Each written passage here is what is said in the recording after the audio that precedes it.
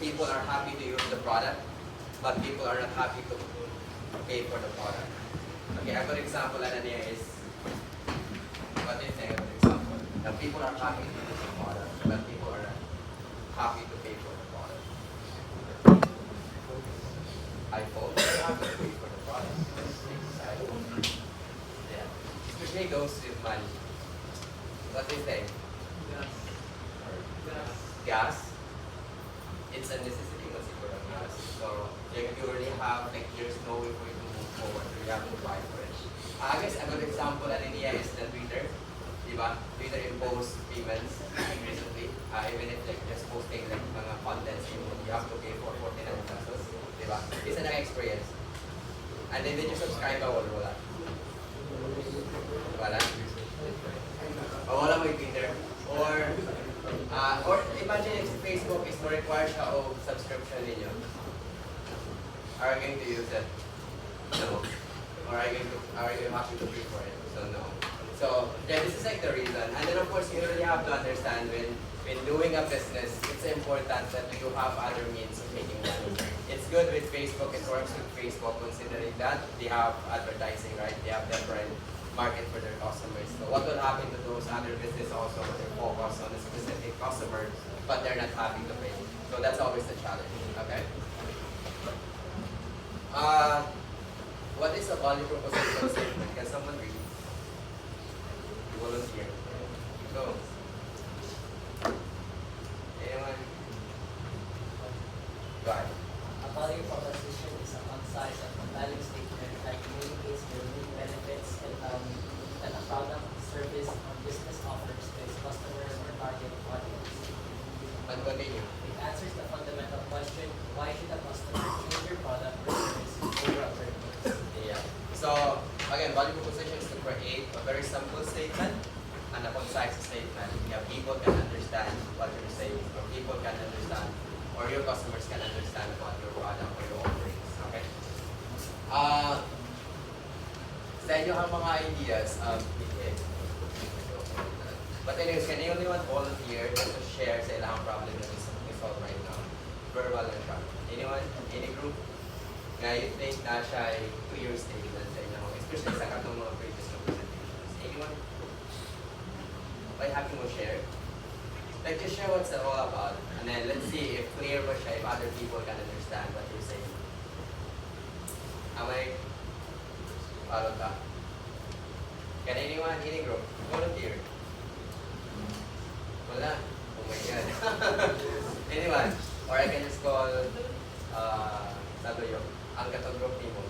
Just share what's the product all about. The third, pang tulungan girl. Just mention the thing about product, what's all about. And then let us know, other audience also, let us know if nakasabot mo kanya ng okay? Clear? Go ahead. Yeah, you. One of our problem statements, sir, kay inefficient application processes, like the traditional way of applying joint compounds and drywall finishing, kay like inefficient. Like you need to first put the joint compound then the tape. So like it's inefficient. While our product kay kana ang 2-in-1 na siya.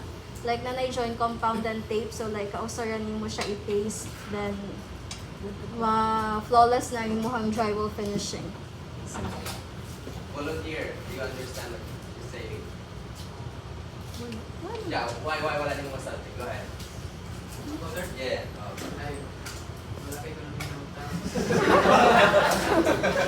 Oh my God. Can you say it again? so like one of our problems statements, sir, kay inefficient application processes. So like the traditional process of applying joint compound kay like inefficient siya. Kay first you need to put the joint compound sa wall, then mag-put pa ka og tape. So like hassle kay siya, time consuming. So like dili siya inefficient. While ang among product which is ang Mega Patch, 2-in-1 na siya. So like stick ang joint compound sa tape. So like kausaran nimo siya i-paste. Then na kay flawless nga drywall finishing. Target yung customer. Construction. Sa construction sector, sir. Construction. It's a construction industry. What can you say about the I don't know sa na-graduate ng college of construction, sir. Yeah, so that's the thing. Okay, if you use technical terms, though you understand as a founder or as a owner because you have experience on that, but other people do not understand what you're saying, especially if you don't have experience on it. So that's always the challenge in working with business. It's like trying to create a statement. Yeah, it can be understandable to generic people. Okay, so we'll talk about that. Okay, and it answers also a good question. Like why should a customer Nagpakita mo ito picture pag propose na ito sa itong product. Okay, so Paste, done. the challenge I know also is when you work with a product and there's already an alternative, then they're very happy it's alternative, and then they're not happy to switch to your product, and that's going to be a problem sa ibang company. Okay, so you really have to be very careful on that. So you try to make sure that you can find something which differentiate right now with your product to the other products also, so that other people can easily understand, oh yeah, that's true. Yeah, there's a problem sa pag-funding mo, especially for that compound something. And then, if you're talking to the construction workers, you can easily understand. So, bibilahin na siya yung dili siya may mga market. And, but the challenge also, if those construction workers also do not understand what is the joint compound, kasi na ilang understanding or ilang knowledge for like let's say, for like college. So, you really have to understand on the specifics of your customer. So, we're gonna discuss that also. Clear now? So, yeah. So, key takeaways. So again, the value proposition is a very clear statement, compelling statement also that other people bought. It's really a good product. That's a good idea. Can I use it? Can I buy it? Okay, so that it answers that question. It's essential for attracting or retaining your customers. Okay, so the importance of value proposition. So I know that this is very advanced ng mga and then wala mong makaaganing ang mga terminologies. But when you work with business, or maybe like you're working with business, these terminologies kay commonly used in okay, especially in industry. So first is you have like the customer-centric approach. So you really need to understand, for example, sa inyo ang customers ka to, Sa construction workers. industry. So initially, you should mention we're targeting these construction workers that experience this problem, and blah blah blah blah blah.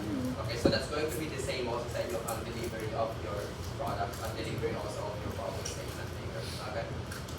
Next is competitive advantage. So the good things you mentioned, other alternatives, it's really complicated or difficult to do it, and then you have your solutions. So that's a good kind of process. And then next is the conversion and retention. So we need to ensure also within this value proposition is you can assure that people, you can acquire customers or you can retain also existing customers. Okay. Make sense, ba? Napara, no? So another is as mentioned, you have these elements of strong value proposition, clarity, vision. Okay.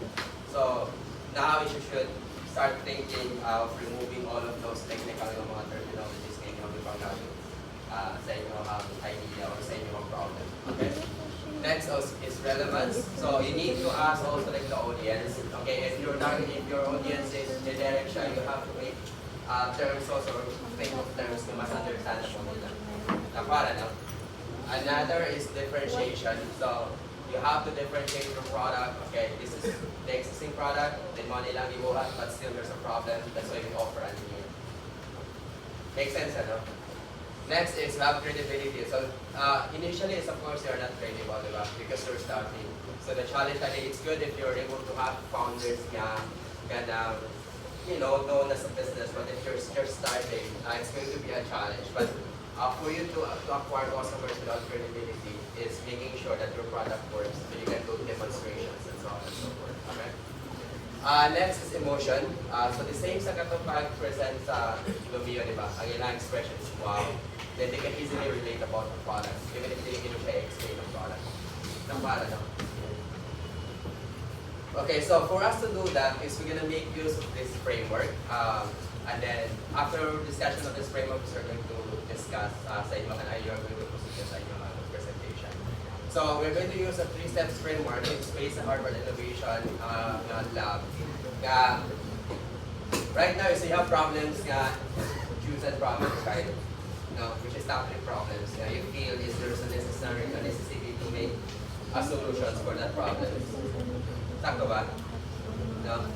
And then, previously also you think of a solution, there's an idea, if this idea can, if there's an opportunity of this idea. And then we're gonna talk about the needs, the idea, and then later on spaghetti and fame, and then the value conversation. Okay? So, can someone volunteer for any groups just to share with sila ang problems that you focus or big problem we solve or trying to solve? Anyone? Dali? Wala?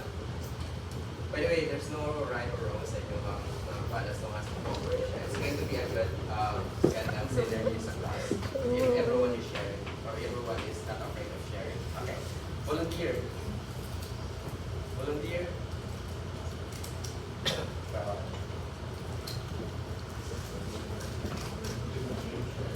Ano?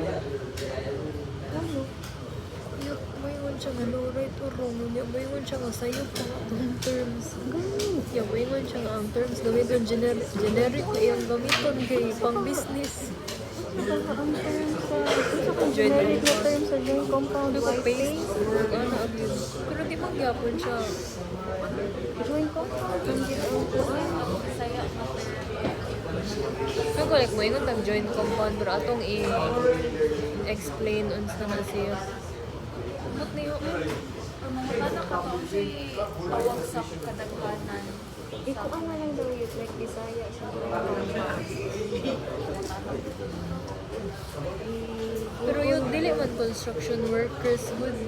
Yung pasabot kay ang ato ang kuan kay construction workers like kuan good construction company or kanang mga need of mga materials, equipment, iya kay worker.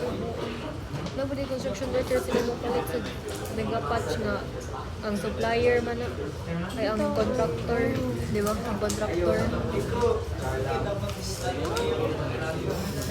Bakit sa di siya pa nang katang sa balay ra balay ka na. Oo, mga homeowners lagi mo na. Wala? Wala sila itong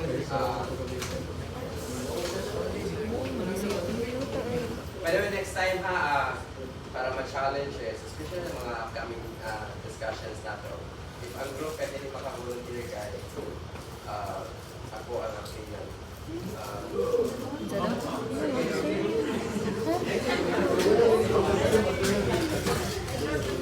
Okay, what about group ni Balibalos?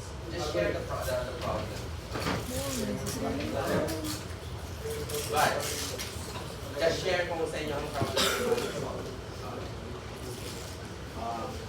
Sir, among problem sir kay plastic among material sir kay dili na kay bawal sa pag ang production sir pa kay grabe kay fumes of the plastic. So, may chance nga mga workers kay pagkaproblema silang health.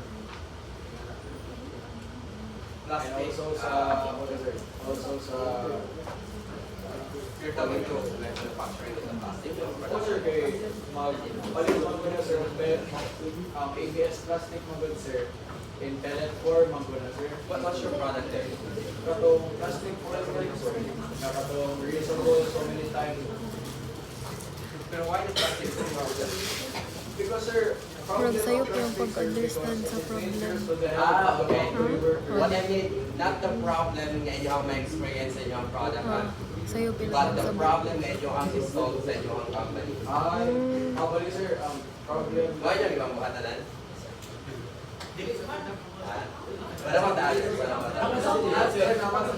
So, again, just the problem inyo Sakto ra, ang ang solve. problem atong i-address mo na naghimo tag mega punch. Kaya ginawa kay problem sa ilang product. Reusable, na-limited amount of uses for work. Mapapalit yun din mo nowadays. Kay plastic na mo sir. Yeah, bali. Ang pinaka-common sa mga materials sa formwork kay phenolic board and plywood. Okay? Wait. So, you're trying to solve the problem nga, let's say, I'm a civil engineer, then I have difficulties of like assembling things or understanding, let's It's say, mostly another, para makasave sila in the long run at the same time. save about, what's the one? Kung para sustainable, Okay. Anyways, I guess I got the idea then. Okay. But again, the challenge there is trying to create, as mentioned, trying to create a sample statement or a problem statement that everyone can understand, and not everyone will argue. Okay. So that's always a good challenge. Even me as a founder at the beginning, and also like until I guess last year, I'm having difficulties trying to create a problem statement so that if I'm going to share that problem statement, is relatable na siya for other teacher. It's either relatable for other users. So a good example is why we created the presenter is me as a teacher, every time I do the setup for my presentations, I need to bring my laptop, I need to bring HDMI. If I'm using the MacBook, I need to buy an adapter. It's very expensive for me and it's very inefficient. And then when I share that to the other teachers, simple kind of question, hey, do you experience difficulties sa imong classroom presentations? Then do you use like HDMI? Do you bring Mac adapter and so on and so forth? And yes. So they can easily relate sa mga problem will be solved. Okay? So sa atong classes that we're trying to kind of formulate to create that very simple statement, yeah, even problem pa lang, people can think of a solutions na. Okay? Nakara na? So let's proceed. So again, we're gonna discuss the problem. We're gonna the idea. We're gonna discuss the problem, the solution.